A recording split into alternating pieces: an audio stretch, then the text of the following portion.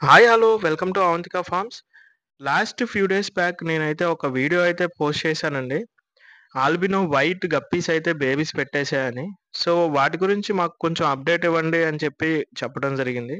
So, ఇప్పుడు మీకు చూపిస్తున్న ఏదైతే ఆల్బినో వైట్ గప్పీస్ ఉన్నాయో, ఇవి ఫస్ట్ అండ్ సెకండ్ బ్యాచ్‌లో అన్నమాట.